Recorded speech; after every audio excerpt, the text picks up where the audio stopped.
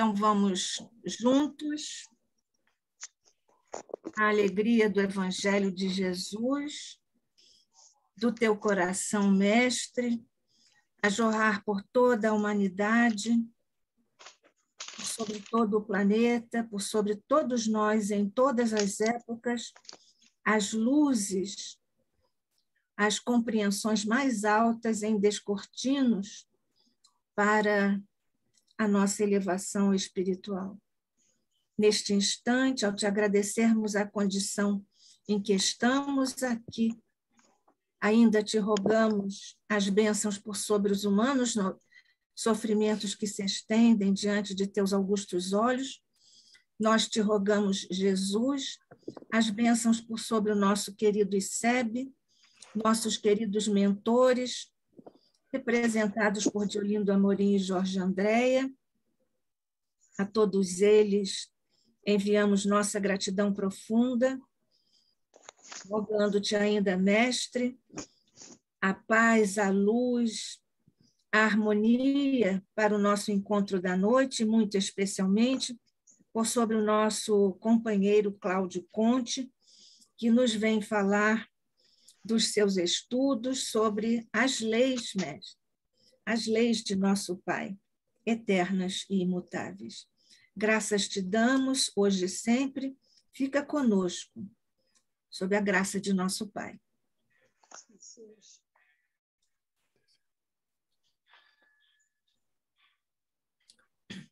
Bem, nós estamos aqui com o Cláudio Conte, mais uma vez.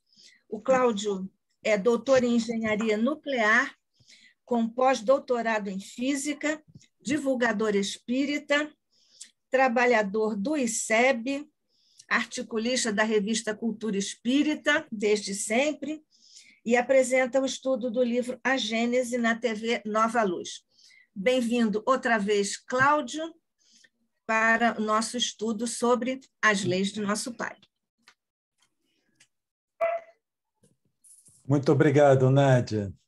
Primeiramente, boa noite a todos. É sempre uma grande satisfação compartilhar esses momentos aqui com vocês, em que podemos estudar sobre esses temas espíritas que são tão caros para nós, tão importantes para o nosso entendimento enquanto espíritos que somos. E como a própria Nádia já apresentou, hoje o nosso tema é Leis de Deus, eternas e imutáveis.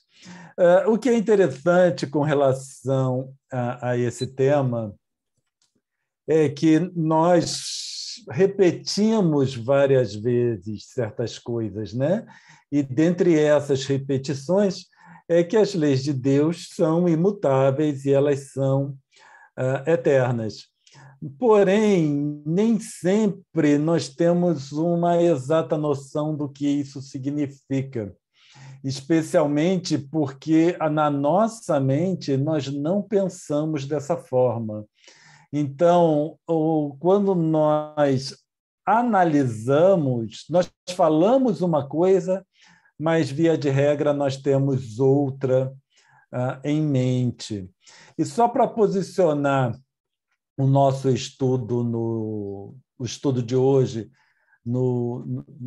na sequência ou série de estudos que nós, pessoalmente, vamos apresentar no ICEB.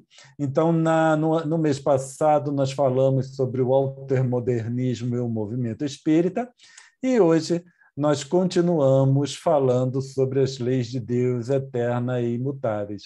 Então, nós vemos que a nossa tendência é sempre de mudança, inclusive de interpretações, quando, muitas vezes, nós precisamos tomar muito cuidado com aquilo que reinterpretamos, porque podemos estar diante de coisas, entre aspas, por assim dizer, que são eternas e imutáveis. Então, dando a sequência, nós vamos primeiro falar sobre as leis humanas, porque as leis humanas é aquilo que está mais próximo de nós, é aquilo que nos fala, na verdade. E isso é importante porque é dessa forma que nós tendemos a interpretar todo o restante. Então, aquilo que está muito próximo de nós é o que formata a nossa mente. E com essa formatação, nós tentamos interpretar o restante. Só que nós precisamos conhecer primeiro como nós funcionamos e analisar como precisamos interpretar outras questões que não sejam aquelas que do nosso cotidiano, que faz parte da nossa vida. Então, nós estamos muito mais acostumados a analisar as leis humanas do que as leis de Deus. Embora, como nós dissemos, nós falamos muito que são eternas e imutáveis, mas será que nós sabemos o que isso significa realmente? As leis humanas, elas visam reger o convívio em sociedade de forma organizada e respeitosa aos direitos individuais. Então, quando nós pensamos para que servem as leis? É para que nós possamos viver em sociedade. Porque se eu vivesse sozinho numa ilha deserta, eu não precisaria de leis, certo? Porque eu não conviveria em sociedade. Agora, a partir do momento que uma outra pessoa chegasse a essa ilha, aí nós já precisaríamos estabelecer algumas condições. Condições para que nós pudéssemos conviver harmoniosamente. E é isso que nós fazemos, por exemplo, nos nossos lares. Aquele que vive sozinho faz o que bem deseja, certo? Mantém a sua casa conforme quer. Agora, a partir do momento que passa a compartilhar aquela residência, aí já começa a surgir as necessidades para que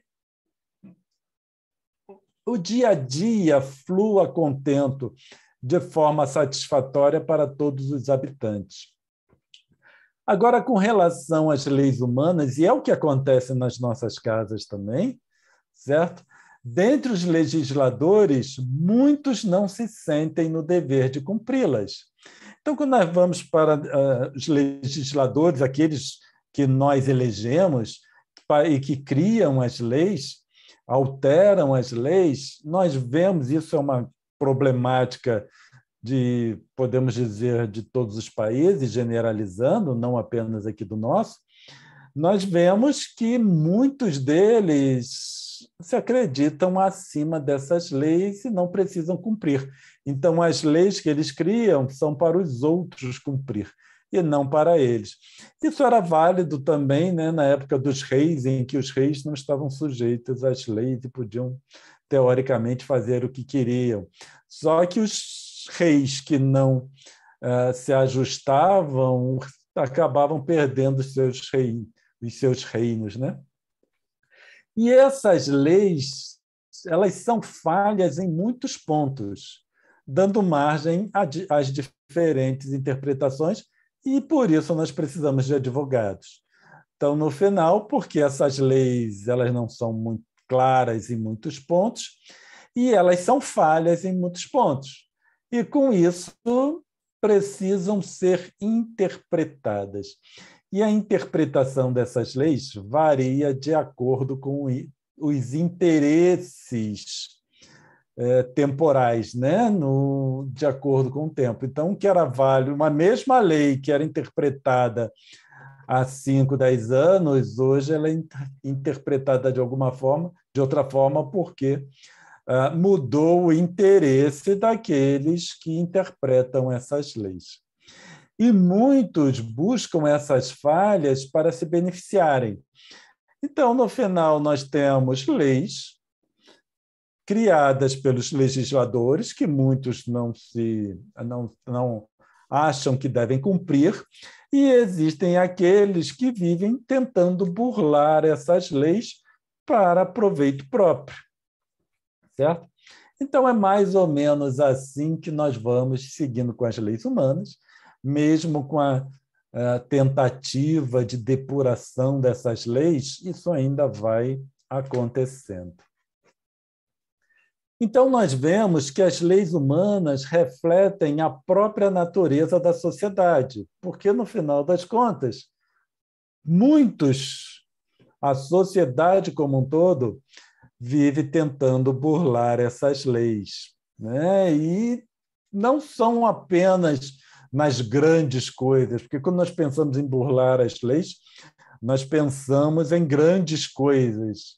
Mas não, até furar a fila, por exemplo, no cinema, furar a fila para comprar pipoca, ali já está buscando uma brecha das regras para proveito próprio. Então, nós vemos que essas leis elas refletem a sociedade, porque ela vai de acordo com o interesse daqueles que detêm algum tipo de poder, por exemplo. Agora, quando nós comparamos com as leis divinas, a coisa parece que muda de figura, mas tem alguns pontos em comum. Isso que é interessante. Alguns pontos, é claro, que não tem nada em comum. Outros têm, em outros pontos, eles são comuns, certo? E aí nós vamos entender também, analisando essas leis divinas, e a relação de Deus para com essas leis, o que significa ser Deus e o que significa também o milagre não existe, né? A questão dos milagres não existirem. As leis divinas, elas visam reger o convívio entre espíritos. Então, as leis humanas visam reger o convívio de encarnados ou de espíritos encarnados em sociedade. Agora, as leis divinas elas já visam convívio entre espíritos, o que não é muito diferente. O que uma almeja, o que a outra almeja, são semelhantes, certo? A questão adicional às leis divinas é que elas visam também conduzir esses espíritos aos níveis superiores da evolução. Enquanto as leis humanas elas tentam reger a vida em sociedade, até algumas leis no sentido de aprimoramento do indivíduo, então, especialmente nas áreas educacionais, na área da ciência, da tecnologia. Então, visa o aprimoramento da sociedade como um todo, certo? Trabalhando o indivíduo. Aqui nas leis divinas, nós também temos essa componente, só que de levar o indivíduo a níveis superiores da evolução. Então, é claro que o âmbito de ação é muito diferente. Mas, se analisarmos, né, nós vemos que os dois estão mais ou menos ali na mesma direção. Agora, uma grande diferença é que as leis divinas são seguidas pelo legislador, que é Deus, no caso, é Deus. Então, Deus segue as leis que ele criou. Isso é que é muito interessante, certo? Então, quando nós pensamos sobre Deus, que Deus pode tudo, mas ele segue as leis que ele criou, certo? Então, nesse sentido, as leis são válidas e, por isso, elas são eternas e imutáveis, porque nem o próprio Deus muda essas leis. Agora, por que ele não muda essas leis? Certo? Porque a lógica diz que se Deus é perfeito, tudo que ele faz também é perfeito, compartilha dos seus atributos. Então, as suas leis são perfeitas. Como as leis são perfeitas, ele não precisa alterar essas leis, certo? E uma questão que é interessante é que ninguém pode infringir as leis, nem mesmo Deus. Então, se nem mesmo Deus infringe as suas leis, e nós vamos ver por que ele não infringe as suas leis, isso significa que nós também não podemos, certo? Esse é um grande diferencial, porque as leis humanas nós podemos infringir as leis. E, muitas vezes, nós não sofremos consequências dessas infrações. E por isso que muitos infringem as leis, porque existe a possibilidade de não sofrer as consequências. Agora, as leis divinas, ninguém pode infringi-las, certo? Porque estamos sempre sujeitos a essas leis, sempre subordinados a essas leis. E a nossa interpretação de infringir as leis de Deus, nós tomamos com as leis humanas. Porque se eu infrinjo a lei humana e sou pego, então eu terei as consequências. Agora, as leis divinas, eu não posso infringir as leis. Então, não existe essa questão de infringir a lei de Deus, certo? Porque ninguém infringe as leis de Deus. Então, eu estou sempre nas leis de Deus. Isso é um ponto capital, porque eu não penso mais que eu posso infringir, ou que eu esteja na condição que eu me encontro, porque eu infringir essas leis e estou sendo punido de uma forma ou de outra. Agora, as leis divinas, similarmente às leis humanas, também refletem a natureza daquele mesmo que as elaborou.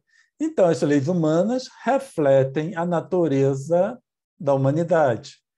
As leis divinas refletem a natureza de Deus.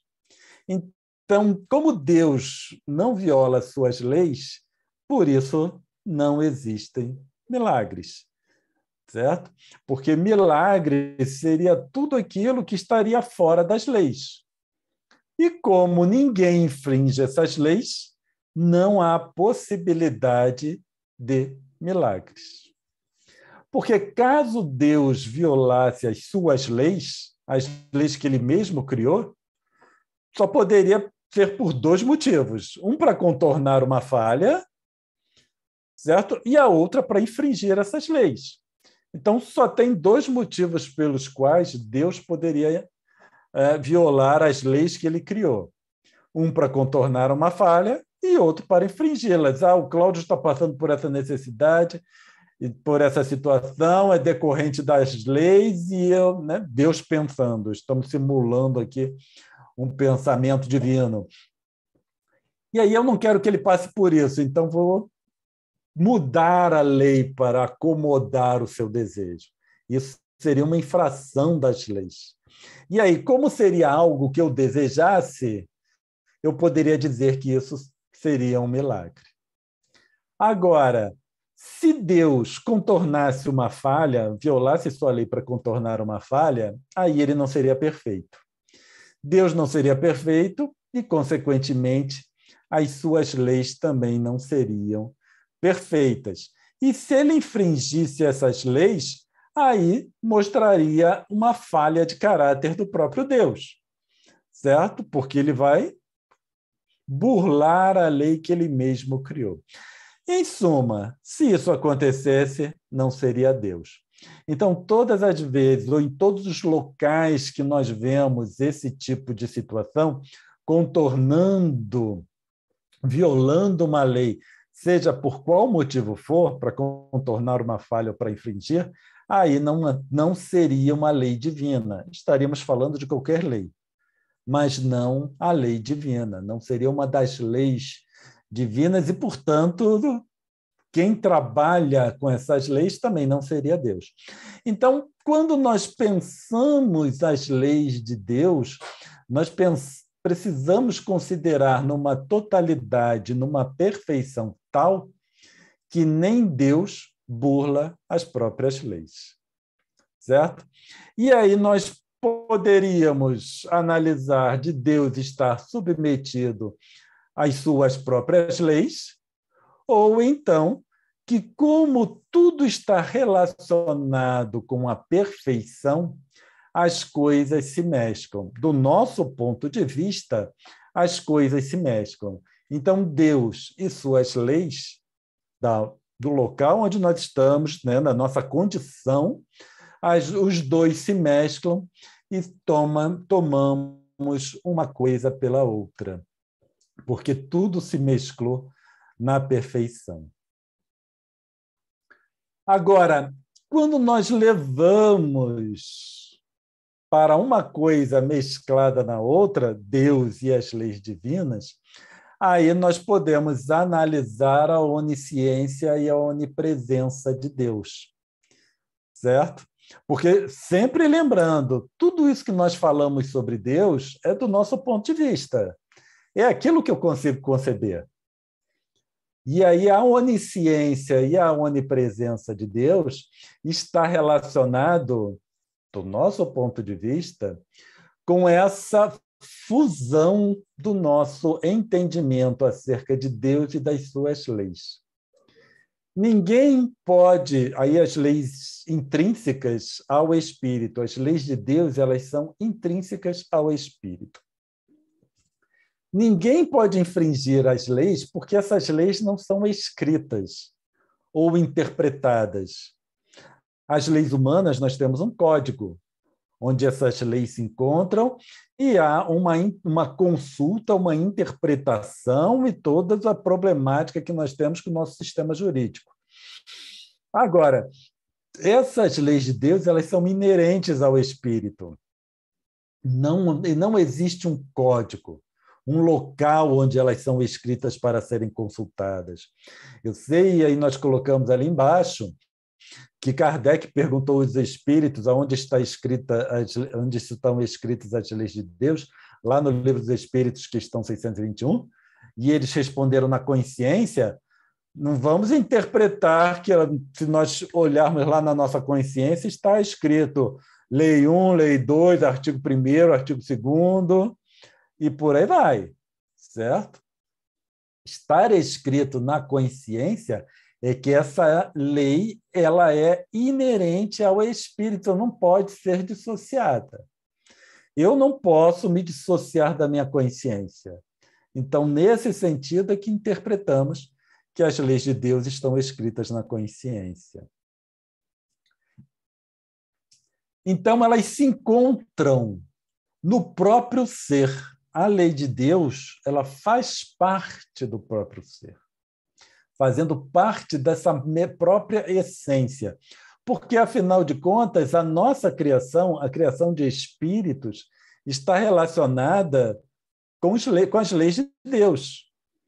Então, nós somos frutos das leis de Deus, certo?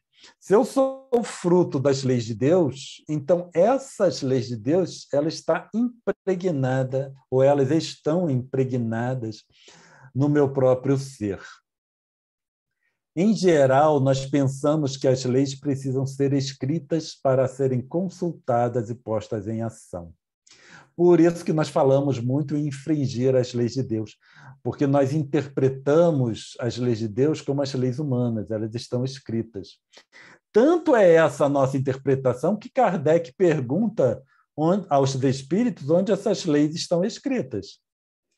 Certo? Foi aí que ele obteve como resposta que elas estão escritas na consciência. Então, elas fazem parte do ser, não estão escritas em lugar nenhum. Elas fazem parte do próprio ser.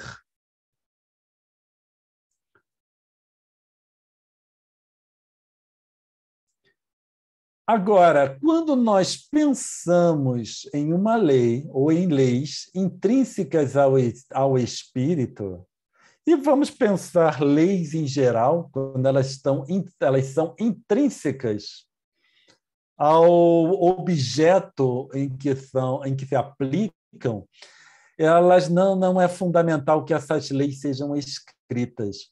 Nós pensamos que é fundamental que elas sejam escritas. Nós pensamos que seria necessário que alguém trouxesse as leis de Deus e apresentassem para nós. Tudo isso nós vamos discutir ao longo do nosso estudo. Mas elas não é fundamental que leis sejam escritas. Tanto que as leis da física e as leis da química, elas estão sempre em ação e não foram escritas, elas não estão escritas em lugar nenhum para serem seguidas ou consultadas. Para o universo funcionar, certo? Tudo bem que para eu fazer lá a minha reação química, por exemplo, eu preciso ler em algum lugar qual vai ser a resultante ou da minha reação química, ou se eu preciso construir uma alavanca, por exemplo, eu preciso estudar a lei para saber qual vai ser o comprimento dessa alavanca e o apoio e etc. Mas isso é para eu fazer algo. Agora, para o universo não busca lugar nenhum para ler como as coisas devem acontecer, certo?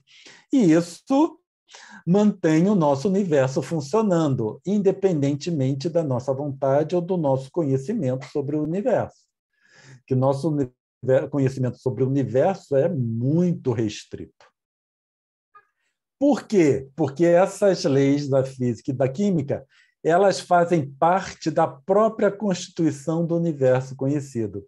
É claro que eu aqui falando de leis da física e da química, eu estou falando do nosso universo conhecido, que é esse universo que nós vemos, certo? Em que interagimos, e eles fazem parte do universo. É intrínseco. Esse universo se formou em decorrência dessas leis. Como o universo se formou em decorrência das leis, tudo que existe no universo, tudo que acontece no universo, está relacionado com essas leis. Então, não se burla essas leis. As leis da física você não consegue burlar, certo? Nem as leis da química. Agora, elas são entendidas por cientistas e transcritas. Então, o fato de eu estudar um fenômeno, conseguir derivar ali a lei que rege o fenômeno e transcrevê-la matematicamente, não significa que aquele fenômeno depois vai consultar o que eu escrevi para saber como ele funciona. Ele vai continuar funcionando. Eu apenas estudei, analisei, compreendi e transcrevi o fenômeno em uma equação matemática ou uma lei matemática, por exemplo. Certo? Mas mesmo que eu não entendesse a lei, tudo aquilo continuaria funcionando independentemente, porque o nosso universo conhecido é fruto dessas leis, das leis da física e da química. Assim como eu ou nós, enquanto espíritos, somos frutos da lei de Deus. Então, portanto, a nossa existência está relacionada à lei de Deus. A existência do universo está relacionada com as leis da física e da química. Se por um motivo qualquer uma dessas leis da física mudasse, o nosso universo colapsaria, certo? Porque ela se baseia, toda essa estrutura se baseia nessas leis. Então, e se as leis de Deus alterassem por algum motivo, em algum ponto, ou se o próprio Deus burlasse essas leis, tudo isso colapsaria. E aí poderia dar surgimento a um novo universo de Deus, certo? Com outros espíritos ou espíritos de outra forma, assim como o nosso universo. Esse universo colapsaria e daria surgimento a um outro universo de acordo com a nova lei que foi alterada, certo? Numa pressuposição. Então, só para nós entendermos o que queremos dizer, a Terra e a Lua, elas não consultam um código para saber como agir. A ação da gravidade é inerente ao processo da própria existência e da interação entre corpos materiais. Então, quando nós pegamos só a Terra e a Lua girando em torno da Terra de uma forma que mantém esse sistema Terra-Lua estável e funcionando, e podemos saber quando haverá lua cheia, lua minguante, etc. E esse processo não precisa ser consultado pela Terra nem pela Lua. A coisa funciona, as marés funcionam de uma forma automática, porque elas são regidas por essas leis. Então, similarmente, as leis de Deus não são consultadas em um código para sabermos como agir. É inerente ao processo da existência e interação entre espíritos. Então, nossa existência está atrelada à lei imutável, A nossa interação está atrelada a uma lei imutável. A Lua em torno da Terra está atrelada a uma lei imutável, certo? E todo o nosso sistema solar, nossa galáxia, nosso universo estão relacionadas com leis imutáveis, elas não mudam. Aí nós chegamos à questão dos cientistas e profetas, porque nós estamos misturando aqui três leis: as leis humanas, que nós já vimos, as leis de Deus e as leis que regem o universo. As leis humanas, nós sabemos o quão falhas elas são, nós sabemos quem as cria, porque nós elegemos aqueles que criam essas leis, certo? E muitas vezes nós não damos muita atenção nas eleições, mas nós somos os responsáveis. Por isso que as leis humanas refletem aqueles que criaram essas leis, que são os legisladores, só que os legisladores também refletem a sociedade. Agora, falando de leis imutáveis, as leis de Deus e as leis da física, da química, por exemplo, nós temos os cientistas e os profetas. Então, os cientistas, eles observam os fenômenos, constroem as teorias e formulam as leis que o regem. É claro que os cientistas, eles não têm um conhecimento completo. Então, por isso, eles constroem teorias a princípio. Essas teorias são aprimoradas com o tempo, assim como a formulação das leis que regem esses fenômenos. Geralmente, quando nós falamos em leis, nós estamos falando em leis matemáticas ou leis da química, que regem o processo, certo? De formação. Os profetas, eles apresentam as leis por interpretação ou informação pessoal. Então, o cientista observa e constrói a teoria. O profeta apresenta as leis por interpretação ou então por informação pessoal. Eles já trazem essa informação consigo. E aí nós temos, claro, o exemplo maior que foi Jesus, e Jesus nós podemos colocar ali na segunda opção, que já traz por informação pessoal. Agora nós temos outros, como Buda, como os filósofos Sócrates e Platão, em que nós já vemos todo o processo de interpretação sobre as leis de Deus. Certo? Mesmo que seja com outro nome.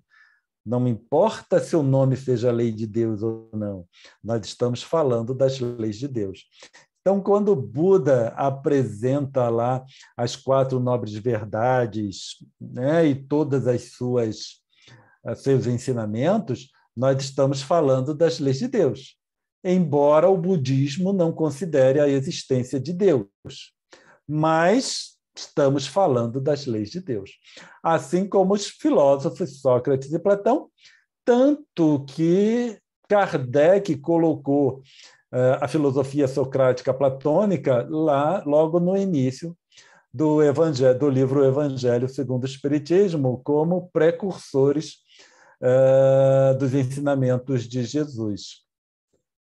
Agora, mais perto de nós temos essas leis de Deus que elas foram apresentadas de uma forma mais completa e mais clara por uma coletividade de espíritos, que é o que nós chamamos de a doutrina espírita. Então, a doutrina espírita, para nós espíritas, é a fonte fidedigna de informação sobre essas leis de Deus. Não é a fonte fidedigna das leis de Deus. É a fonte fidedigna de informação sobre as leis de Deus. Então, quando nós pensamos em entender leis de Deus, nós devemos nos ater à doutrina espírita, à codificação kardeciana. Essa é a referência, certo? para nós espíritas. Por quê? E por isso é uma coletividade de espíritos, certo? Porque as diferenças em interpretação e de informação pessoal, elas foram trabalhadas. Quando nós temos apenas um falando, claro que nós estamos excluindo, né, Jesus aqui dessa nossa colocação, mas quando é apenas um falando, existe uma grande possibilidade de equívocos. Novamente, estamos tirando Jesus aqui dessa equação que estamos falando agora. Agora, quando se trabalha com uma coletividade, uma grande quantidade de espíritos de mesmo nível e níveis, inclusive, variados, aí nós temos uma depuração de conceitos e de entendimentos que é fundamental para a apresentação de uma doutrina, certo? Ou das leis de Deus. Então, por isso que para nós, quando nós falamos a nossa referência é a codificação kardeciana, porque ela é fruto de uma coletividade. E muitos dos erros e dos equívocos são sanados quando se trabalha com essa coletividade. Quando nós temos interpretação pessoal, como na apresentação dos 4 evangelhos canônicos, por exemplo, ali nós temos uma fonte grande de equívocos e de erros que foram incluídos nesses evangelhos. Os canônicos e até os apócrifos, porque a única diferença dos canônicos para os apócrifos é que os canônicos foram selecionados pela Igreja.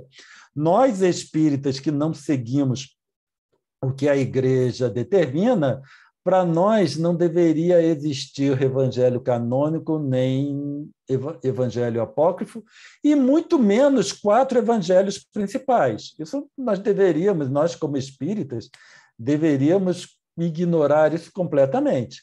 Aí a coisa mudaria de figura, porque se eu ignoro essa questão de canônico ou apócrifo e trabalharia com todos os evangelhos disponíveis, ou interpretações do evangelho, melhor dizendo, aí eu estaria trabalhando com uma coletividade. Aí eu teria informação bem mais correta do que trabalhando apenas com 4 evangelhos ou interpretações do evangelho que foram selecionados por um grupo de pessoas pequenos, de acordo com interesses, e etc, etc, etc. Certo? Agora, enquanto espírita, eu deveria trabalhar com todos os evangelhos, interpretações do evangelho, se eu tenho esse interesse, e com a doutrina espírita. Agora, se eu não tenho interesse naqueles, então eu fico só com a doutrina espírita. Tudo depende. Se eu estou interessado em todo o histórico de evolução do conhecimento, é uma coisa. Se eu estou preocupado apenas com a minha evolução espiritual, aí eu trabalho com a codificação kardeciana. Apesar dos profetas, apesar de termos tido tantos profetas, as leis de Deus estão para os espíritos, assim como a lei da gravitação universal está para os corpos celestes. O que isso significa? Muitos profetas. Agora, independente de como esses profetas apresentaram as leis de Deus, essa lei está intrínseca em mim, assim como a lei da gravitação está para os corpos celestes. Tanto é que, no início, quando não se conhecia a lei da gravitação universal, certo? Em que, inclusive, se pensava que o Sol girava em torno da Terra, tudo girava em torno da Terra, mesmo quando se pensava isso, não fazia a menor diferença para o Sol, para a Terra, para a Lua, não fazia a menor diferença. A forma como estava escrita a lei aqui para nós. Porque o que eles seguem não é o que está escrito. O que eles seguem, os corpos celestes, o que é inerente a eles, é intrínseca à existência dos corpos celestes. Então, só para esclarecimento, só para não ficar falar de lei da gravitação universal sem dizer o que é, nós colocamos aqui embaixo que a lei da gravitação universal estabelece que, se dois corpos possuem massa, eles sofrem a ação de uma força atrativa proporcional ao produto de suas massas e inversamente proporcional à sua distância. Certo? Então, essa é a lei. Se eu sou um corpo que possui massa, eu estou sujeito a essa lei. Meu corpo possui massa. Por isso, meu corpo físico está sujeito a essa lei. Certo? Até a cabeça de um alfinete está sujeito à lei da gravitação universal, de atração entre corpos. Certo? Melhor falando do que gravitação universal, mas falando sobre a atração entre corpos. E é essa força atrativa que é proporcional à massa e inversamente proporcional à distância entre os dois corpos. Isso é inerente, independente do que eu acredite ou deixe de acreditar. Então, independente do que seja dito, é fundamental observar a si mesmo para regular o caminho. Então, não importa qual profeta que eu esteja seguindo, utilizando para me guiar, não importa qual doutrina eu seja adepto, eu preciso observar a mim mesmo para regular o meu caminho, certo? Então, eu tenho a informação e eu vou analisar a informação que me é apresentada. Agora, como eu preciso regular meu caminho, aí é melhor que eu analise bem a informação que eu estou buscando, que eu estou seguindo. Porque se eu estiver numa prova de física, falando sobre gravitação universal, e eu tiver recorrido a uma fonte equivocada, em que apresenta essa lei de uma forma equivocada, eu vou tirar nota 0. Tá? Então, aqui para nós, eu posso estar seguindo, seja lá qual for o profeta, qual for a doutrina, qual for a vertente de pensamento, se eu não analisar adequadamente e selecionar adequadamente, eu não estarei seguindo o caminho adequado. Então, eu preciso regular meu caminho, certo? E, por isso, é importante esse entendimento de tudo que nós falamos até agora, porque existe uma grande quantidade de profetas, existe uma grande quantidade de interpretação do Evangelho conforme apresentado por Jesus. Qual eu vou seguir? Tá? Porque é isso que vai nortear o meu caminho. E se eu não observar em mim as consequências daquilo que eu estou seguindo, aí eu vou posso perseverar no caminho equivocado. Tá? Então, por isso que mudança de religião, ou vertente de pensamento, ou vertente filosófica, ela deve ser feita todas as vezes que o indivíduo sentir necessidade. Quando ele sentir necessidade, porque ele vai verificar em si o que está acontecendo com ele com base naquilo que ele está seguindo. Tá? A pior situação é quando nós acreditamos estar seguindo uma doutrina, mas, na verdade, nós estarmos sendo induzidos a seguir outra. Aí é complicado, porque nós nem percebemos que estamos seguindo outra doutrina. E isso é uma responsabilidade muito grande de nós, enquanto divulgadores espíritas, porque se eu sou divulgador espírita, eu devo divulgar o espiritismo, certo? Evitando fontes equivocadas, especialmente fontes que Kardec deixa claro na codificação espírita que incorreu em vários equívocos e em vários erros. E, inclusive, nós temos alerta de espíritos falando sobre os erros que se encontram no cristianismo. certo? O cristianismo enquanto vertente religiosa que se formou baseado na doutrina de Jesus. Não cristianismo, ensinamentos de Jesus, por quê? Ensinamentos de Jesus não são ensinamentos cristãos, são ensinamentos de Jesus. Ensinamento cristão é a interpretação dos ensinamentos de Jesus. Tá bem? Essas colocações, ou essas distinções precisam ser bem colocadas, porque eu não posso dizer que é um ensinamento cristão acreditando que tenha sido um ensinamento de Jesus. Ensinamento de Jesus é ensinamento de Jesus, ensinamento cristão é interpretação dos ensinamentos de Jesus. Interpretar as leis de Deus, segundo modismos, é altamente perigoso, pois somos conduzidos ou seríamos conduzidos pela massa. Quando se interpreta as leis segundo os modismos, aí nós somos conduzidos pela massa, certo? E aí começam a existir os equívocos. Se nós pegarmos a lei da gravitação universal, quando se acreditava que a Terra era o centro do universo, aquilo conduzia ao equívoco a humanidade toda que acreditava ou que deveria seguir essa crença. Tá? Então, é a massa conduzindo a massa ao equívoco. Então, esses modismos precisam ser evitados. E lembrando do nosso estudo do mês passado, que a doutrina espírita está vivenciando o terceiro modismo desde o seu surgimento.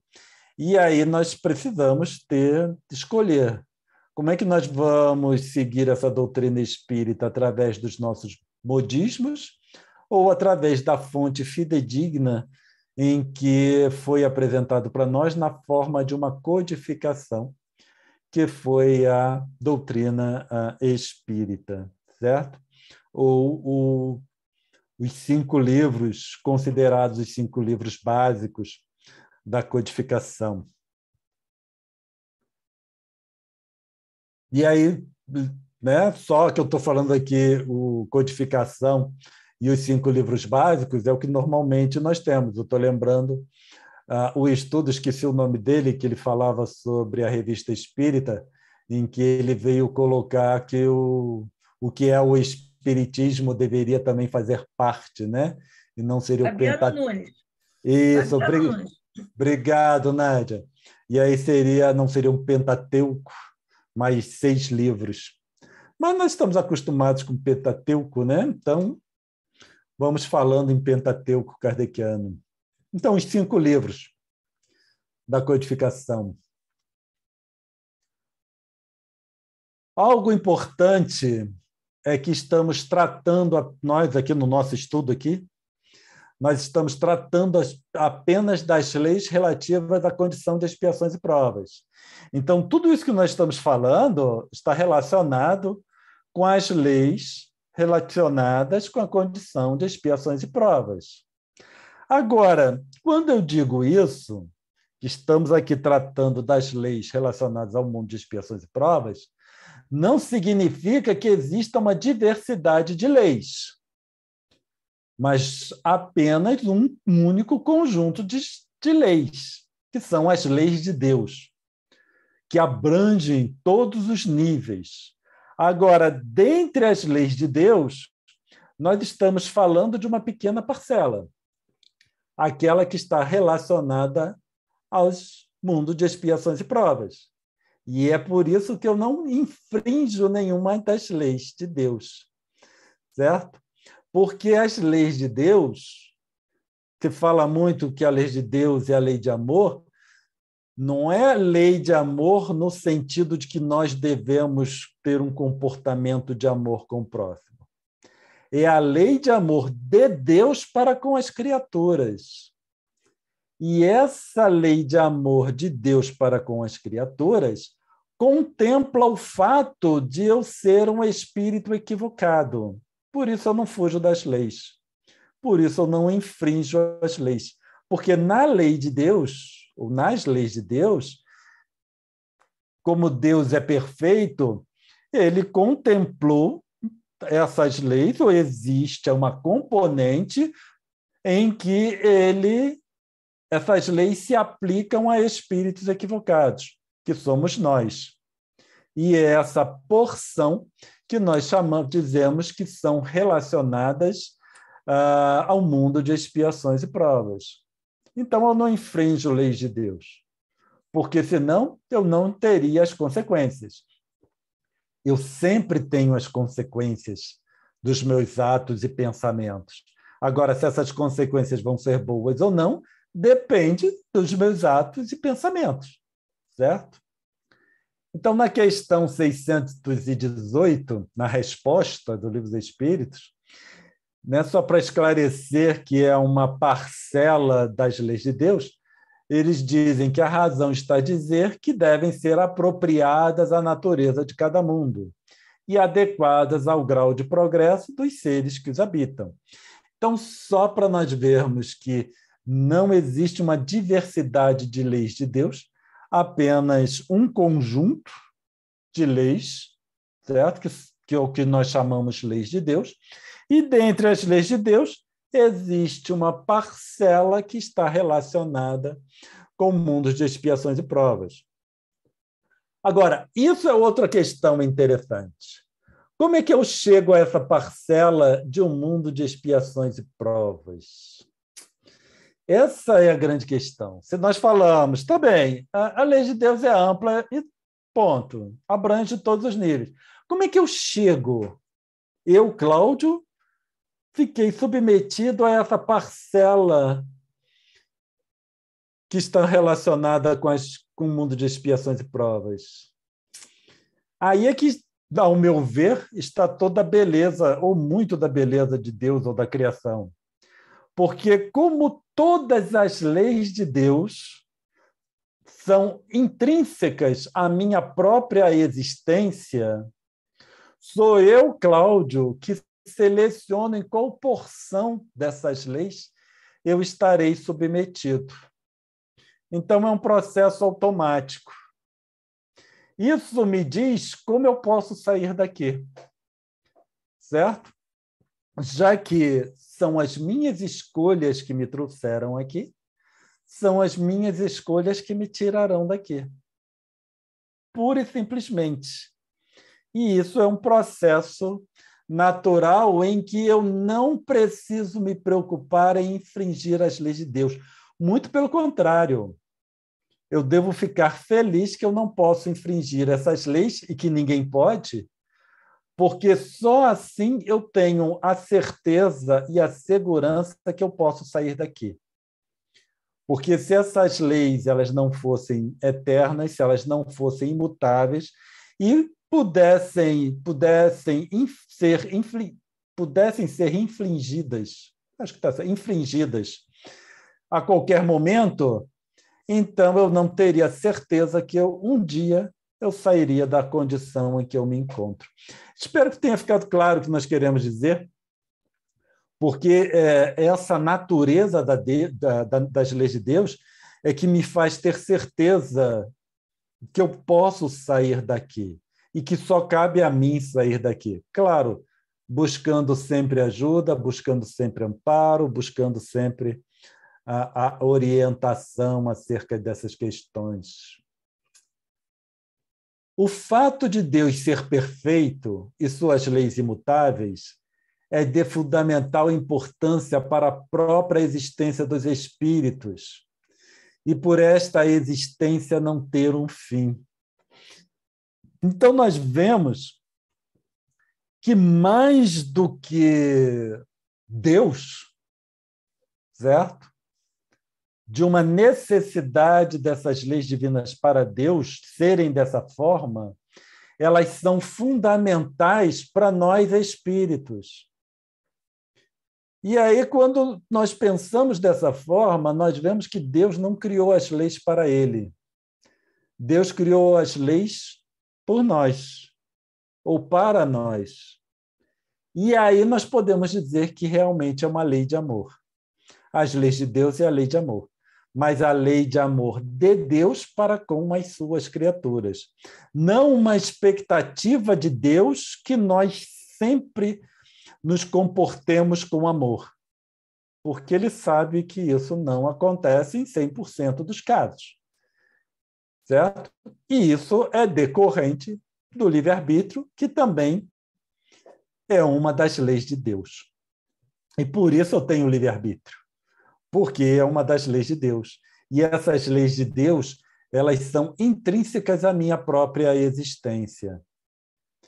E como elas são esse livre-arbítrio é intrínseco à minha própria existência, significa que eu posso agir de determinada forma que não me conduz à premissa básica, que é a evolução do espírito, que nós colocamos logo no início, né? Deixa eu só buscar aqui para ver quais são as palavras, quais foram as palavras exatas que eu usei.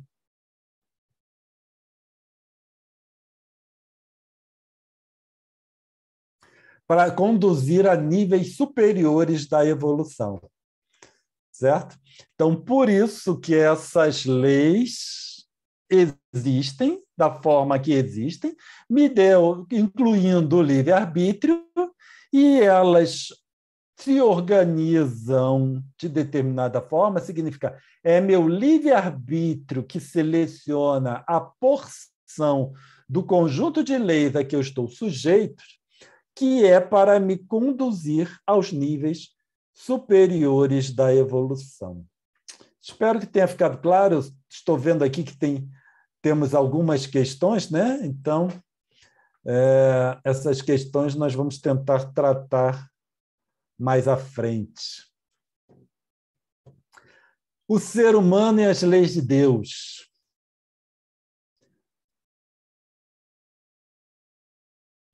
Espíritos de expiações e provas estão acostumados a mudar de opinião e alterar o que foi feito ou construído. E isso está relacionado com a impermanência. Só que a impermanência faz parte do processo evolutivo. Então, nós temos duas situações.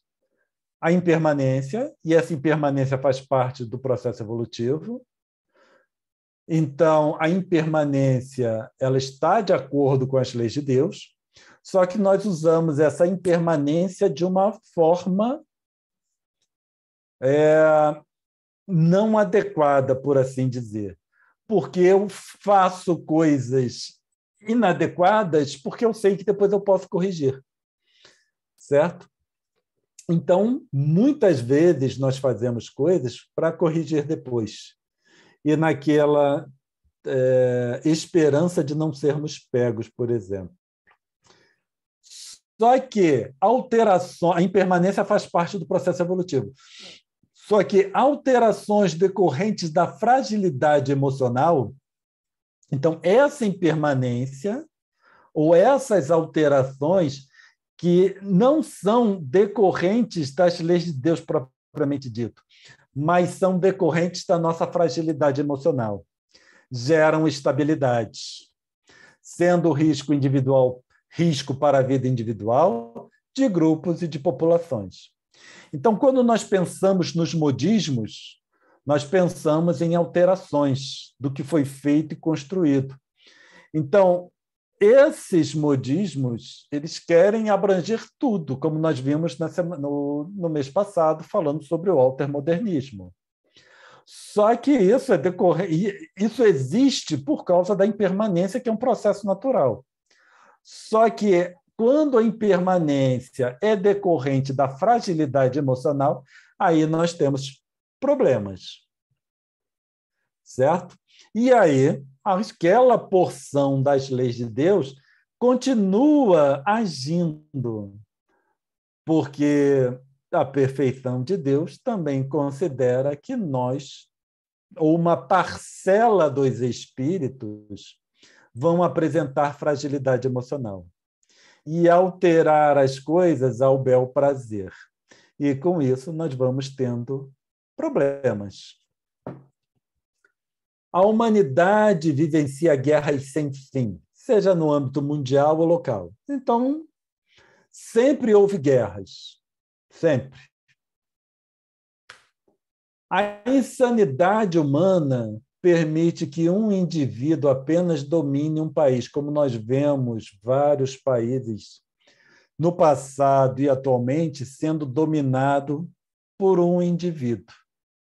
E isso acontece por causa da insanidade do próprio indivíduo e também daqueles que permitiram ou que permitem que isso aconteça.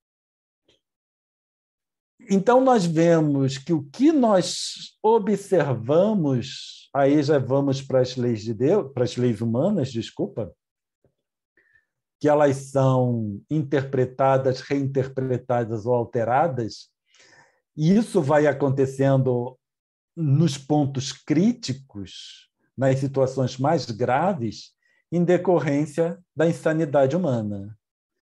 E essa insanidade humana é levada ao grau máximo da fragilidade emocional, que é conduzida por essas interpretações, por esses modismos.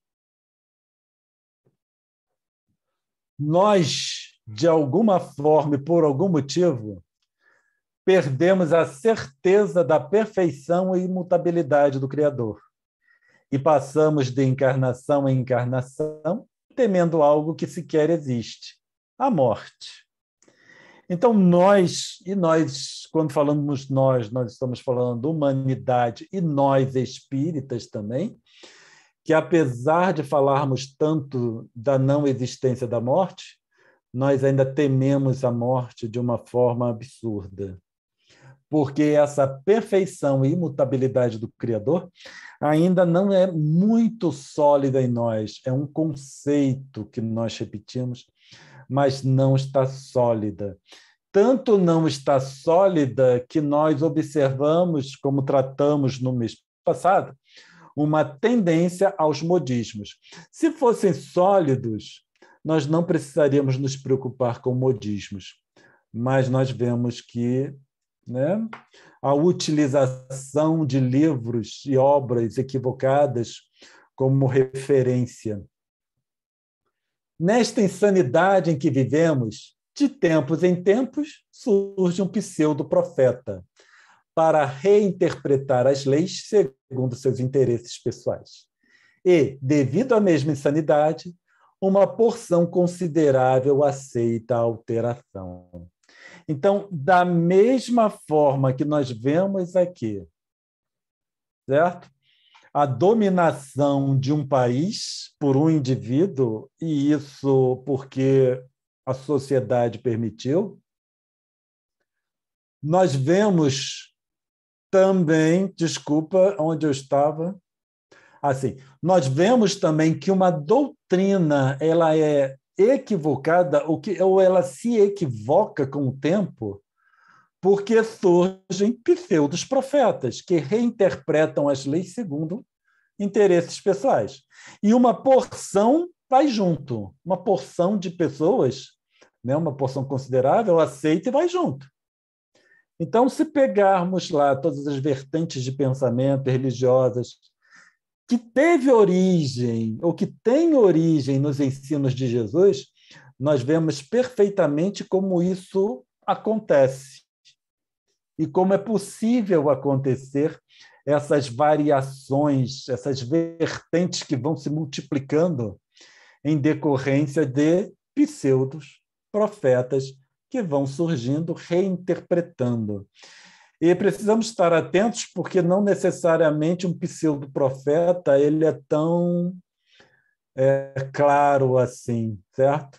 Um pseudo-profeta pode ser uma ideia que foi sendo inserida na doutrina, seja ela qual for, aos poucos por um modismo qualquer, tá? Então, pseudo-profeta não necessariamente é uma pessoa, mas uma ideia. Deu o ser humano e as leis divinas. Deus não muda de opinião e não altera ou destrói o que criou. Portanto, nós, espíritos, existimos independentemente de qualquer outro motivo. A nossa existência está atrelada ao fato de Deus não mudar de opinião. Então, mais do que Deus é imutável, é devido a isso que eu existo até hoje. E é devido a isso que a minha existência permanecerá. Vida e morte se referem à matéria, certo? Então, a minha existência está relacionada à imutabilidade de Deus. A minha vida está relacionada com a impermanência, porque essa vida vai acabar. Então, eu vou morrer, certo? Quando eu falo de vida, eu vivo, eu tenho que falar que eu morro. E isso está relacionado com a impermanência. Vida e morte se referem à matéria. Então, estão relacionadas à impermanência. Por isso que o termo espírito imortal é algo equivocado. Que simplesmente, quando nós falamos de espírito imortal, nós estamos incutindo na mente daqueles que nos ouvem a ideia da mortalidade. Espírito não pode ser comparado com o que é mortal. Por isso, ele não pode ser imortal. O imortal só existe por causa do mortal. Se não existe espírito que morre, então não existe espírito que não morre. Espero que tenha ficado clara a diferença, né? Quando eu digo que eu existo, eu estou me relacionando com o Criador. Quando eu digo que eu vivo a vida do espírito, ou que eu, Cláudio, sou imortal, eu estou me relacionando com a impermanência. E então, naturalmente, vem à minha mente a questão da morte. A partir do que conseguimos conceber sobre a natureza de Deus, somente podemos dizer que o espírito existe. E apenas isso já deveria ser suficiente para conduzirmos a encarnação com tranquilidade e respeito para com todos os seres. Porque aí eu não preciso mais me preocupar com vida. Eu simplesmente sei que eu existo. E aí toda a minha avaliação ela muda completamente quando analiso o amar ao próximo como a si mesmo. Eu, rapidinho, para dar tempo ainda, eu vos digo em verdade que são chegados os tempos em que todas as coisas hão de ser restabelecidas no seu verdadeiro sentido, para dissipar as trevas, confundir os orgulhosos e glorificar os justos. O Espírito de Verdade, no prefácio do Evangelho segundo o Espiritismo. No capítulo 5, ainda o Espírito de Verdade. Venho, como outrora, aos transviados filhos de Israel, trazer-vos a verdade e dissipar as trevas. Escutai-me. Nós vemos que é um apelo que esse Espírito faz, certo? Escutai-me. O Espiritismo, como fez antigamente a minha palavra, tem de lembrar aos incrédulos que acima deles reina a imutável verdade, o Deus bom, o Deus grande, que faz germinem as plantas e se levantem as ondas. E aí, a conclusão do nosso estudo. Precisamos nos acautelar para que, daqui a 18 anos, 18 séculos, não seja necessário que mentores espirituais digam aos que aqui habitarem. No Espiritismo, encontram-se todas as verdades. São de origem humana os erros que nele se enraizaram. Então, isso é o que nos cabe fazer. Pelo menos isso nós deveríamos tomar muito cuidado, né? Para que daqui a 18 séculos nós vermos um espírito chegando entre os que estiverem aqui, falando que no Espiritismo encontram-se as verdades, são de origem humana, os erros que nele se enraizaram. Então, muito obrigado pela paciência de vocês, certo? E pela oportunidade de apresentar esses estudos. que faz muito com que nós exercitemos as nossas mentes. Isso é um dos benefícios do ICEB para comigo, pelo menos. Me faz exercitar muito a minha mente.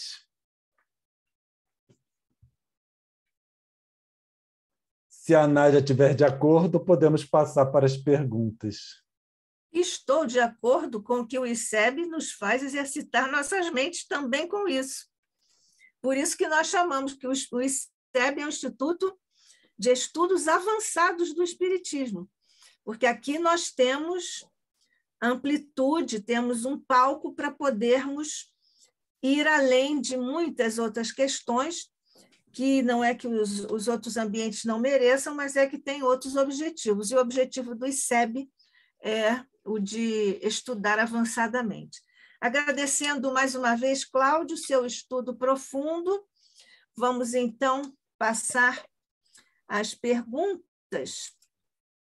O Paulo de Felipe. E nós temos aqui os cumprimentos, né? A Isabel Conte e da Rosa Rita, se cumprimentando, boa noite, etc. E o Paulo de Felipe te pergunta, Cláudio, quando nós praticamos um mal, e muitas vezes nós mesmos nos reconhecemos em desacordo com as leis divinas, não estamos infringindo as leis de Deus? Pois é, Paulo. Infringir as leis significa que eu posso burlar as leis, certo?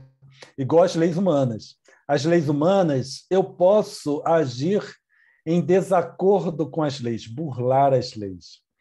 Agora, todas as minhas ações, aí é que é o bonito da coisa, né, na minha concepção. Todas as minhas ações estão relacionadas com a lei de Deus, porque eu não consigo burlar, eu não consigo infringir a lei de Deus, certo?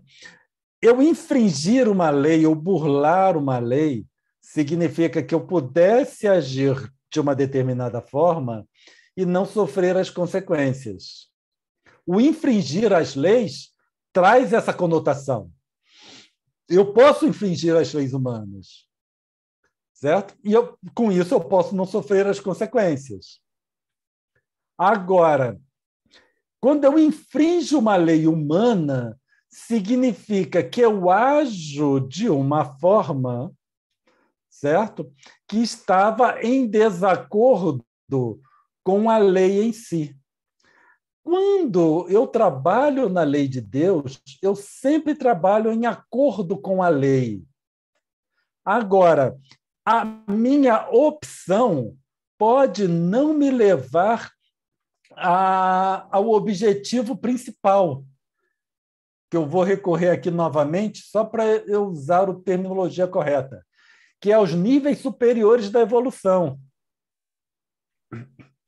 Então, quando Deus, né, isso na nossa avaliação, é claro, estabeleceu essas leis, o principal é me levar aos níveis superiores da evolução. Isso eu não consigo burlar. Entendeu por que eu não consigo burlar a lei de Deus? Porque eu não consigo burlar o objetivo principal da sua lei. A lei humana, não. A lei humana eu posso burlar. Eu posso agir em desacordo com o que seria previsto ou seria desejado. Agora, não. Qualquer coisa que eu faça vai me levar aos níveis superiores da evolução. Mesmo eu agindo errado. Isso aqui é interessante. Eu posso aqui estar agindo, vamos dizer que eu tenho um comportamento nessa encarnação exemplar. Aí eu sei que esse meu comportamento vai me levar aos níveis superiores da evolução. Isso a gente entende fácil. Agora, eu posso estar aqui nessa encarnação fazendo as piores atrocidades que você possa imaginar. Aí eu posso afirmar para você que esse meu comportamento também vai me levar aos níveis superiores da evolução. Percebeu a diferença? Consegui me fazer claro? Por isso eu não burlo a lei de Deus. Eu não infrinjo a lei de Deus. Porque, independente do que eu esteja fazendo, essa lei vai me levar aos níveis superiores da evolução. Por isso que eu não gosto, né? Assim, quando eu ouço dizer que nós infringimos as leis de Deus ou agimos em desacordo com as leis de Deus. Isso não é possível que aconteça.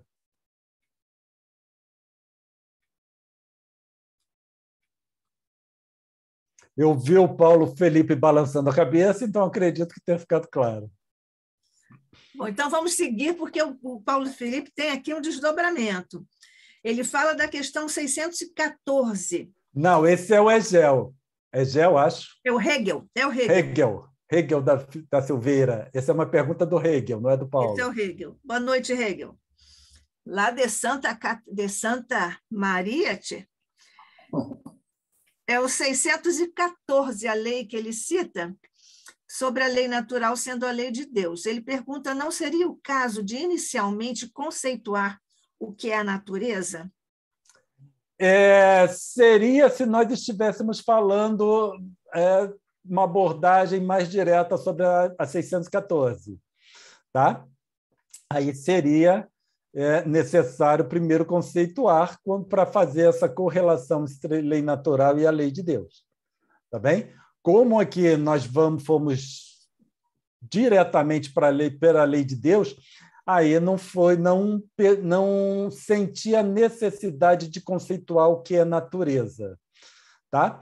Porque se eu conceituasse o que é natureza, nós teríamos que trabalhar as várias questões do Livro dos Espíritos e como eles apresentaram essas leis.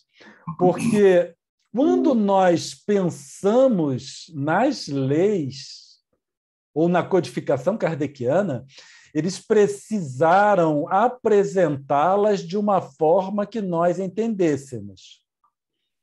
Tá bem? Então, para assim, um estudo iniciante, né, para iniciantes ou um estudo inicial, aí precisaríamos trabalhar da forma que eles colocaram para nós entendermos. Tá? Aqui eu não vi necessidade de trabalhar e fazer essa correlação. Bom, essa correlação, Hegel, eu trabalhei em um capítulo de um dos meus livros. Mas, olha, seguindo aqui o Paulo de Felipe, Cláudio, nós estamos vivenciando como encarnados o mundo material com todas as suas leis. E quando estamos vivenciando o mundo espiritual, creio que estamos sob as leis espirituais, certo? Errado. Ele está lá rindo, o Paulo está rindo, estou vendo ele rindo. Todos nós estamos. Olha só, eu, enquanto encarnado, se eu for dirigir meu automóvel, eu tenho que seguir as leis humanas, certo? Porque se o guarda me parar porque eu fiz alguma coisa errada, eu não posso dizer, não, a lei de Deus diz que eu podia passar pelo sinal vermelho aqui. Primeiro, não seria, né, uma verdade. Segundo, o guarda não ia acreditar também. Então, por isso que as leis humanas, na prática da justiça humana, né, as leis elas precisam ser adequadas. E por isso que nós temos né, um grupo religioso que não aceita, por exemplo, transfusão de sangue. Existem grandes dificuldades quando um ser, né, um encarnado que não tem idade suficiente para dizer o que deseja, aí surgem as dificuldades legais entre o que pode, o que deve, o que não deve, e aí existe toda aquela confusão sobre, né, confusão assim, forma de expressão, sobre os direitos religiosos, e aí nós temos um desdobramento em que as leis humanas tentam se adequar a essas crenças, que não são nem as leis de Deus, são as crenças religiosas, por assim dizer. Tá? Então, como encarnado, e aí também vivo ou morto? É a mesma questão. Como encarnado, eu estou sujeito às leis humanas. Ponto. Mas muitas das leis humanas não são adequadas para a minha essência, que é ser espírito.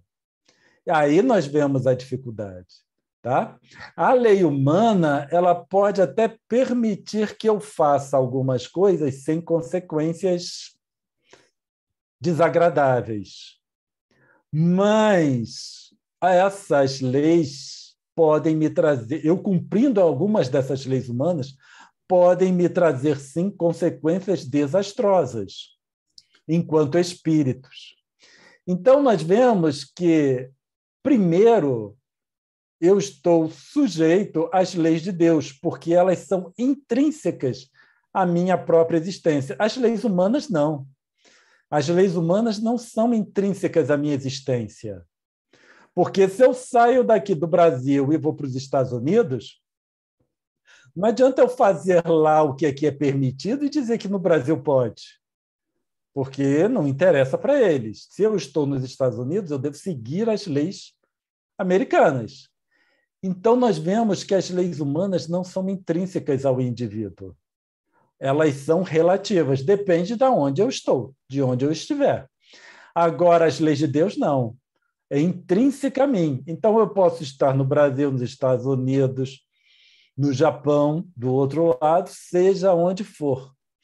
Desdobrado, então eu dormi, estou desdobrado, fui para uma outra condição de existência, em que existem as leis humanas relacionadas com aquela edição de existência, já que eu não vou para mundos ou condições muito elevadas. Existem as regras nessa outra condição de existência. E aí, enquanto perispírito, eu estarei sujeito àquelas condições de existência. Porém, enquanto espírito, eu estarei sempre sujeito às leis de Deus. Então, não existe isso de estarmos sujeitos às leis humanas e às leis espirituais. Leis espirituais não existem. Existem são as leis relacionadas com as diferentes condições de existência. Essa aqui é uma condição de existência, então tem as leis relacionadas com aqui. Eu, desdobrado, vou por uma condição de existência. Nessa condição de existência, existem leis adequadas àquela condição. E por aí vai. Permeando todas elas estão as leis de Deus, porque eu existo, eu, espírito, existo em qualquer condição de existência. Por isso, essas leis de Deus se fazem presentes sempre em mim, independente do local onde eu estiver. Ficou claro? Ficou, Hegel? Ah, não, agora é o Paulo. Agora é o Paulo. Agora volto para o Hegel. Se a lei de Deus está escrita no Espírito, Cláudio, por que ele não a manifesta em todos os momentos? Isso é um ledo engano. Ela se manifesta em todos os momentos. A lei de Deus, ela se faz presente em todos os momentos. Não importa se eu estou aqui fazendo, apresentando um estudo espírita na melhor condição possível e imaginável que eu consiga estar, ou se eu estiver fazendo a pior coisa que você consiga imaginar. A lei de Deus está fazendo presente aqui, nessa condição, e se faria presente em qualquer coisa que eu esteja fazendo. Certo? Você pode imaginar a pior pessoa que você consiga assim conceber. A lei de Deus está presente ali. E você pode também pegar a melhor pessoa que você consiga conceber. A lei de Deus está se fazendo presente ali. Ela se manifesta em todos os momentos. Então, se eu estou aqui, vamos dizer que eu esteja aqui conduzindo um estudo com o estado melhor que eu consiga. Essa lei de Deus se faz presente e ela está trazendo consequências agradáveis para mim. É uma harmonia do meu ser, uma mente mais estável, Agora, se eu estivesse em outro local, estivesse fazendo alguma coisa horrível, a lei de Deus também estaria se fazendo presente, trazendo consequências não tão agradáveis, trazendo desarmonia, estabilidade mental e tudo aquilo que decorre de uma desarmonia ou das instabilidades mentais. E como nós vimos, essa instabilidade mental, ela pode se apresentar das mais diversas formas, certo? Tanto como nenhuma lei humana que se estabelece, por exemplo, que dá poder completo a um indivíduo. Isso em decorrência da instabilidade mental do ser humano. Isso é a lei de Deus se fazendo presente. Essa aqui é a beleza de tudo, ao meu ver, como essa lei funciona. Que eu não preciso me preocupar com nada, a não ser comigo mesmo. Certo? Eu só preciso me preocupar comigo. E aí as consequências, elas se fazem naturalmente. Espero que eu tenha respondido a esse questionamento de forma adequada. Ok, Hegel. Eu posso manifestar um pouquinho, Nádia? Tá. Sim, querido. Quando eu falei a questão da natureza, e eu acho fundamental essa definição, no seguinte sentido. Quando ele próprio coloca que existe a lei de acordo com as naturezas, ou seja, nos planetas, ele fala em natureza, né? O que seria a física e a metafísica, né? Porque no momento em que a gente coloca, por exemplo, o que é estar na natureza? E aí ele diz, não, a lei é isso, mas existe em determinados mundos naturezas diferentes. Se a gente não especificar e conceituar isso, eu acho que fica muito vago. E também, porque ele vai colocando lá no final, né? Na 648, ele diz, tá, mas e a questão da lei natural, né? Do livro dos Espíritos em 10 partes, dentro do trabalho? Aí os Espíritos dizem o seguinte, olha, essa divisão da lei de Deus em 10 partes é de Moisés. E de natureza abranger toda a circunstância devida que é essencial. Podes, pois, adotá-la. Os Espíritos respondem, né? Mas aí vem outra questão que a professora Nádia sabe melhor que a gente, como filosofia. Uma coisa é o mundo natural, outra coisa é o mundo moral. E, às vezes, o livro dos Espíritos, ele coloca como idêntico isso, né? E a moral é de acordo, justamente, com a época, a história da sociedade, como os homens a manifestam.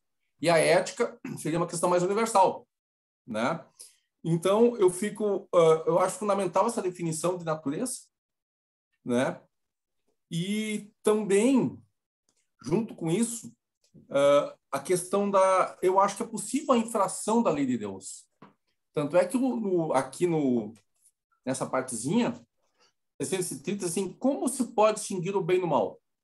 O bem é tudo que é conforme a lei de Deus. O mal, tudo que ele é contrário. Assim, fazer o bem é proceder de acordo com a lei de Deus. Fazer o mal é infringi-la. Então, ela existe a lei de Deus, mas como infração.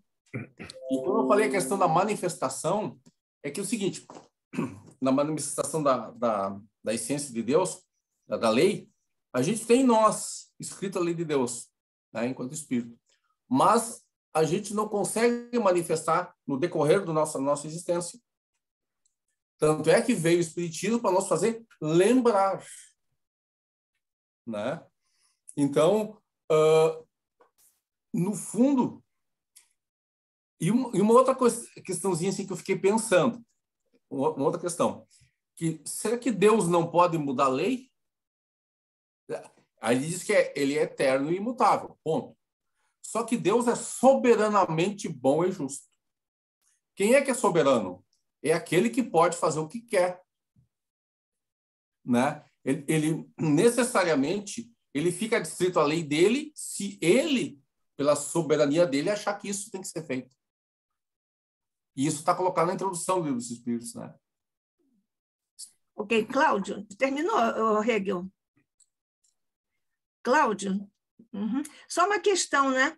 Quando você próprio, Hegel, agora disse soberanamente justo e bom, ele não é soberano no sentido em que nós entendemos aqui o soberano acima, ou aquele que governa e domina, que foi um dos exemplos do Cláudio, né?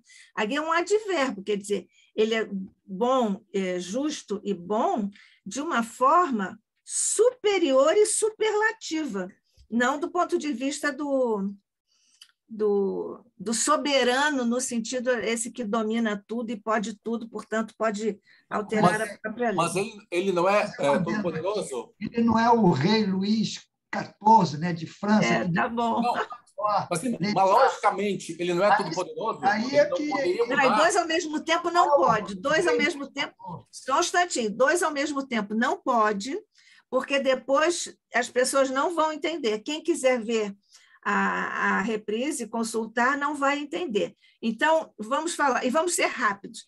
Hegel, o que você estava dizendo? Depois, Paulo, o que você estava dizendo? Depois vamos deixar o Cláudio dizer, né? Não, só o finalzinho foi um exercício nosso. Né? As questões mesmo são as primeiras ali, né? Obrigado. Paulo. Eu queria fazer, eu estava dando um adendo, né, do que se foi dito. Que eu lembrei... Primeiro, deixa primeiro. Olha, Paulo, você vai colocar outra pergunta, deixa o pobre Cláudio responder as do Hegel. Não, fazer comentário do que eu falei. Eu lembrei daquele rei, Luís XIV, que falou: eu sou a lei, eu sou o Estado. Então, se encaixa mais ou menos no que o Hegel estava falando. Quer dizer, o camarada, a partir desse momento, eu que decido, mas eu posso variar. Amanhã eu estou de mau humor, então é outra coisa. Hoje eu estou bonzinho, então é outra coisa. E assim vai. Então, Deus não é o rei Luís XIV. Isso é até uma blasfêmia falar, né? Claro que não. Mas então é isso. Então, eu estou entendendo, de acordo com a explicação do Cláudio, que as leis divinas, na realidade, não devia falar no plural, era no singular, porque ela é um conjunto de leis, de que a gente entende como leis, é um conjunto de coisas que a gente chama de leis harmônicas e complementares e perfeitas, e como ele falou, se uma só dessas leis não for mudada, o conjunto todo cai. É que nem aquele jogo de vareta, se você mexe errado numa vareta, desaba tudo. Muito mal comparado. A vida não é um jogo de varetas, pelo amor de Deus. Mas é isso que eu quis dizer. Então, é um conjunto de coisas... Vamos ao Cláudio. Está nesse processo. Então, não existe uma situação que você se coloca outside dessa lei. É isso que eu queria falar. Obrigado. Okay, Paulo... vamos colocar, então, o Cláudio inside. Paulo, você falou assim, uma comparação muito mal feita, mas é o máximo que a gente consegue fazer quando falamos de Deus e das leis de Deus, né? Só conseguimos mesmo fazer comparações muito mal feitas. Com relação ao Hegel, certo? As suas colocações, Hegel, todo o meu estudo, na verdade, foi para contrapor tudo o que você colocou, porque essa é a interpretação trivial comum do movimento espírita, onde destaca o espírito da divindade, certo? Onde trabalha como coisas diferentes. A visão, quando nós programamos ou projetamos esse estudo, foi de abolir esses conceitos de distinção entre eu e a divindade, eu e Deus, em que eu posso infringir a lei de Deus, por exemplo. Se eu posso infringir as leis de Deus, significaria que eu sou separado de Deus. E aí surgem aquelas ideias horríveis na minha concepção, desculpa o termo, de religião como religação com Deus, né? E as pessoas ainda traduzem religião como religare, enquanto vem lá do relegere, né? É uma interpretação mais atual de religião, não é nem religare, é relegere, então de ler novamente. E essa abordagem, Hegel, é o que fizeram com a doutrina de Jesus. Quando nós falamos todos os erros, quer dizer, quando nós falamos, não, né? Quando o Espírito da Verdade falou que no cristianismo estão todas as verdades, os erros que ali se encontram são de origem humana, foi exatamente de não considerar eu e o Pai somos um. Porque quando Jesus falou Deus e o Pai, eu e o Pai somos um, ele não quer dizer que ele, Jesus, é ligado ao Pai e nós, os restantes, não somos. Ele quis dizer ele e eu, você, todos nós somos um. E aí, com o Pai. E aí não existe essa separação dessa forma. Agora, lei natural e lei divina, a forma como é apresentada no Livro dos Espíritos, seria válido. E eu faria isso se nós aqui estivéssemos estudando o Livro dos Espíritos, naquelas questões. Aí eu ia me ocupar em trazer o que é lei natural, né? A forma como eles abordaram, trazer uma explicação, e etc, etc, etc. Lembrando que nós temos 1h, 1h10, 1h20 no máximo para apresentar um estudo de grande complexidade. E aí nós precisamos, né, partir de um determinado nível em que nós estabelecemos onde nós vamos começar, o meio e o fim. O que eu almejo com o meu estudo? Né? Quando eu preparo um estudo, o que eu almejo? E aí eu sigo o que eu preciso para alcançar o meu objetivo. Se nós estivéssemos aqui num curso de Livros dos Espíritos, de uma casa espírita, e o objetivo era apresentar aquelas questões do Livro dos Espíritos, aí eu ia me ater ao que consta no Livro dos Espíritos, explicando cada colocação, tá? Acho que a gente não tem tempo para isso. Seria bom se tivéssemos, mas nós não temos. É um estudozinho por mês, de 1h30, com perguntas e respostas. Então, a gente tem que focar no objetivo. Agora, é claro que você, como qualquer um, tem o direito de não concordar, porque isso aqui é um estudo que nós estamos apresentando só, à luz da doutrina espírita. Felizmente, eu não me considero o detentor da verdade. Então, eu aceito que você não concorde com algumas coisas ou com o estudo todo, conforme você colocou, né? Que discorda de algumas colocações minhas, tá? Ok. Ok, Hegel? Então, seguimos. Ô, Cláudio, fiz aqui umas anotações. Qual é a tua hipótese quando você disse por que Kardec selecionou, distinguiu apenas 4 dos evangelhos? Qual é a tua hipótese? O que você pensa que o Kardec pensou? Boa pergunta. Está relacionado com o nosso estudo do mês passado, o misoneísmo. E daí é baseado nesse misoneísmo, né, que nós precisamos ver muitos pontos da codificação kardeciana. Porque a codificação ela não poderia ser uma coisa completamente nova, independente de tudo, desligada, desconectada do conhecimento comum. Porque a partir do momento que se desconecta, aí não teria aceitação, nós não aceitamos. E aí o que acontece? Quando Kardec colocou lá, e aquela introdução do Evangelho, ela esclarece muita coisa. Quando ele falou que os evangelhos, ele pode ser dividido, as interpretações do Evangelho pode ser dividido em 5 partes, a 1, a 2, a 3 e a 4, que são questionáveis, e só as questões morais que elas são válidas. O bonito disso é que você pode aplicar a mesma coisa para qualquer evangelho que você, ou interpretação do evangelho que você pegar, Nádia. Você pode pegar todos os evangelhos, ou interpretações dos evangelhos, Se você aplicar o mesmo conceito, o conceito que Kardec se utilizou, você pode fazer qualquer coisa. Tá? Então, o que nós vemos é que Kardec não selecionou 4. Ele selecionou os ensinos morais. Foi isso que ele fez no Evangelho segundo o Espiritismo. Ele não selecionou 4. Ele não estava em acordo com os evangelhos canônicos, nem com a Igreja.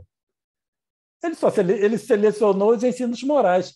E esses ensinos morais, eles permeiam todo e qualquer evangelho, ou interpretação do evangelho, me desculpem. Certo?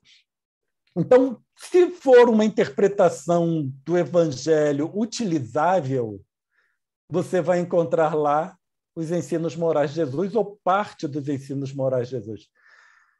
Então, no final, ele podia ter pego qualquer evangelho. Tá? Aí é claro que é o mais fácil. Qual é o mais fácil? Qual vai ser mais aceitável? Ele trabalhar com os canônicos. Essa é a minha teoria. Lembrando que, como professor, ele tinha que tornar palatável todas as questões e ele tinha que dar também uma espécie de sentido metodológico para ser acolhido pelas mentes ali treinadas, digamos assim, positivisticamente. Falou a professora de uma forma técnica. Tá bom. Eu também anotei aqui, quando você mencionou erros do cristianismo. Pode comentar isso? Erros do cristianismo, novamente, quando eu falo cristianismo, e isso é bom ficar claro, que eu não estou falando de ensinos de Jesus. Tá? Jesus, para mim, não era Cristo, ele não se achava Cristo, isso que é importante. Não se chamava de Cristo, e ele não fundou nenhuma religião. Ele apresentou uma filosofia de vida. Baseado nessa filosofia de vida, surgiu várias interpretações. E aí nós temos as interpretações dos evangelhos. Um sem número de interpretações dos evangelhos. E isso deu margem a várias interpretações, que são as várias vertentes religiosas. Então, os erros no cristianismo tem muitos. Tá? Se você pegar toda a história da Inquisição, aquilo tudo foi em nome do cristianismo. Então, se você quer achar erro do cristianismo, pega a história da Inquisição, aquilo tudo está errado. São erros que foram incutidos em nome do cristianismo. E aí, né, alguns deles, é claro, não se utiliza mais, mas vários outros ainda se utiliza. Tá? Agora, nós ainda, e isso que é interessante, nós ainda sentimos os efeitos da Inquisição. O mundo cristão ainda traz os efeitos da Inquisição.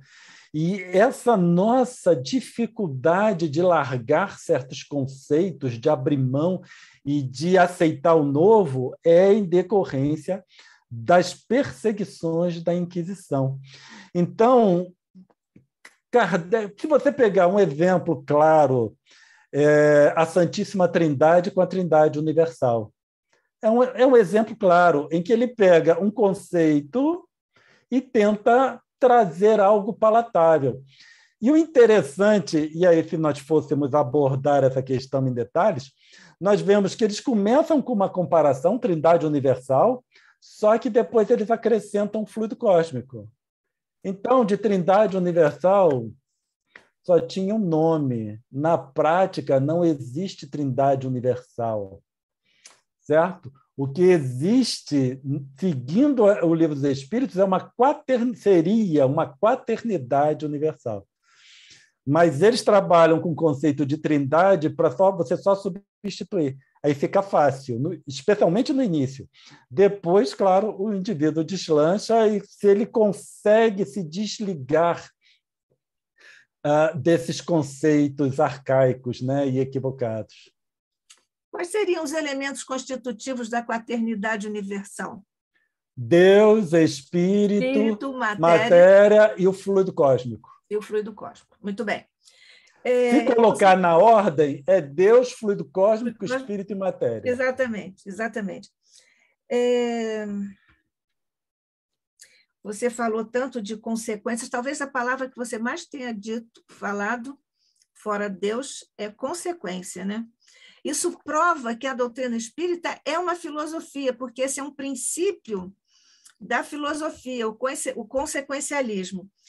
Agora, você falou sobre a insanidade como vindo a uma insanidade, e a uma insanidade decorrente da fragilidade emocional, como você situou, e que isso está na condição da impermanência. Confere o que você falou? Mais ou menos. Tá, então corrija aí, porque eu vou fazer um corolário disso.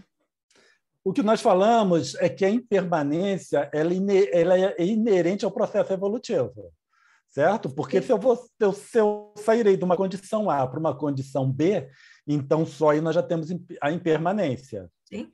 Certo? Deus que não sai de um ponto A para um ponto B, então não existe a impermanência em Deus, por isso ele é permanente. Então, a impermanência é um processo natural. Nós só agimos, tudo aquilo que nós fazemos, por isso que nós não fugimos das leis de Deus. Tudo aquilo que nós fazemos está relacionado com a lei de Deus. Então, a impermanência ela faz parte da lei de Deus. Agora, eu trabalho com essa permanência de uma forma correta ou incorreta é decorrente do meu livre-arbítrio. Então, eu trabalhar com a impermanência de uma forma correta é eu sempre buscando o ponto B, um estado mais estável que o meu ponto A. E aí eu vou para o ponto C, ponto D. Então, sempre galgando níveis mais estáveis, buscando a estabilidade.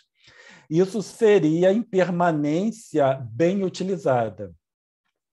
A impermanência mal utilizada, ela causa fragilidade mental. Por quê? Eu fico com receio do ponto B.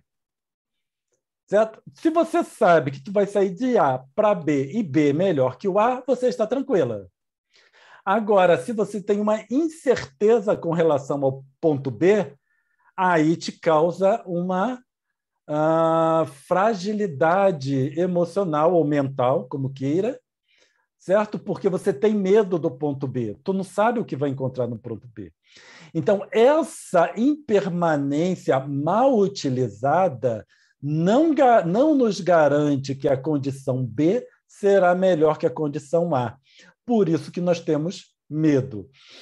E essa fragilidade emocional nos faz utilizar a impermanência de forma equivocada. E cada vez, quanto mais frágil é a mente, mais é equivocada, porque o indivíduo teme cada vez mais a condição B. Aquela história é melhor um mal conhecido do que um bem desconhecido? Então, isso é a fragilidade emocional que te mantém na condição A, porque você sabe, você conhece o mal da condição A e você não tem certeza sobre a condição B. Ô, Cláudio, quem trabalha a mesa mediúnica sabe muito bem disso, né? Essa fragilidade emocional ou mental, do medo do B, mesmo quando você conversa com os espíritos dizendo vai ser melhor e tudo, não é? Quem está aqui e trabalha mediunicamente sabe disso, né? Nós dizemos aos espíritos, porque vai ser melhor, fica tranquilo. De uma certa forma, a gente diz isso, e eles não querem avançar, porque eles têm medo exatamente disso. Mas o corolário a que eu me referi anteriormente é o seguinte, você acha, então, a pergunta é, não é o que você acha, não. Do ponto de vista da sua interpretação, e do estudo que você fez, né? A impermanência e a permanência são complementares ou concomitantes? Elas não existem no mesmo local, por assim dizer. certo? Porque a permanência ela só existe em Deus. Ponto. A impermanência ela existe no restante. Agora, a diferença básica, ou melhor, fundamental, é que quando nós chegarmos a níveis elevados da evolução, nós teremos certezas que a condição B será sempre melhor que a condição A. E aí nós alcançamos a felicidade. A felicidade é a ausência do temor, é a certeza do porvir. Então, isso tudo é a felicidade.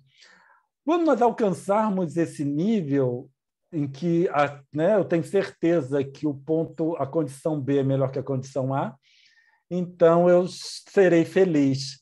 Eu serei tão feliz quanto se fosse permanente. Aí é que está a equivalência, certo? Então, elas não existem concomitantemente, mas elas passam a ser equivalentes. Eu não preciso mais ser perfeito para ser feliz. Eu só preciso atingir um determinado nível em que as condições já me tirem toda e qualquer fonte de sofrimento. E aí é o nosso tema do mês que vem. Sofrimento. Origem do sofrimento, Nádia, que você já me deu gatilho para o mês que vem. Isso, pois é. Nós falamos o tempo todo aqui em Parmênides e Heráclito, né? Que são os filósofos da permanência, o Parmênides e o Heráclito da impermanência. O Heráclito é aquele que diz um homem não passa 2 vezes pelo mesmo rio, né? Porque ambos estarão diferentes. Hein? Só uma observação, a impermanência nós pensamos que é algo muito simples, né? Quando nós falamos aqui, a impermanência, permanência que muda, tá bom. A impermanência é um ponto fundamental do budismo. E os budistas, os grandes estudiosos do budismo, uma vez eu estava lendo um falando que ele passou meditando sobre a impermanência durante 5 anos, recluso, para ele só se ocupar com a impermanência, com o conceito de impermanência, para entender o que seria a impermanência. Então, né, parece algo muito simples. Nós falamos assim, permanência, né, com uma facilidade, mas o conceito por trás ele é extremamente complexo, certo? Para nós interiorizarmos essa impermanência, porque só aí nós saberemos analisar que a condição B será melhor que a condição A. Muito bem. É o que se diz, não é isso? Só o que não muda é a mudança. Isso. Agora, você disse uma frase primorosa, Cláudio, você disse assim, a felicidade é a ausência do medo. Isso foi muito bom. Fico feliz. Porque nós deixamos de nos sentirmos felizes ou de construirmos uma base para a felicidade porque nós temos medo do ponto B na sua fala aí, no seu exemplo. Isso. Exatamente. Alguém tem mais alguma pergunta a fazer? Comentário? Muito bem. Eu acho que eu tinha uma coisa aqui ainda, mas vai ficar para a próxima vez. Que bom, né? Não, estou agradecendo. Não é que bom, não. Se quiser, para mim está bem. Agradecendo Eu sei que você está sempre muito disponível, eu sei disso. Só agradecendo a todos pela oportunidade. Pois é, se ninguém mais tem nada a dizer, eu tenho que vou fazer uma prece, que é a melhor forma de dizer a esta altura do nosso encontro, agradecendo a você, Cláudio, mais uma vez, as suas reflexões profundas, oportunas, e que trazem novas angulações para o estudo da doutrina espírita, o que prova que a doutrina espírita é uma espécie de poço sem fundo, porque quanto mais você mergulha, ou quanto mais você se debruça, mais você descobre coisas maravilhosas e profundas, já que está no poço. Então, agradecendo a você, ao seu coração, à sua mente e a todos que estiveram conosco em ambos os planos de existência, agradecendo ao Paulo, a Rosa Rita, ao Hegel, Galáxia 30, Marisa, obrigada, obrigada, Dalva, obrigada, Galáxia 11, obrigada, Isabel, obrigada, Fátima, e obrigada, Deus, obrigada, Jesus, obrigada, Maria, obrigada, nossos anjos da guarda, nossos mentores espirituais, e obrigada aos mentores do ICEB, representados por Deolindo Amorim e por Jorge Andréa. Com esta gratidão profunda que brota de nossos pequeninos corações, que agora, Jesus, buscam alçar-se até o teu, não só para te agradecer, mas ainda, Jesus, para te rogar que continues a nos ajudar, a nos instruir, intuir e proteger, para que sigamos os caminhos evolutivos que nos sejam próprios, mas sempre, Jesus, sob a tua organização, sob a tua misericórdia, a tua compaixão e o teu amor. Graças te damos hoje e sempre, agradecendo, Jesus, a harmonia com que estudamos as nuances profundas da lei de Deus que tu nos trouxeste, ainda te rogamos as bênçãos por sobre todas as nossas atividades no ICEB. Que assim seja, sob a graça de nosso Pai.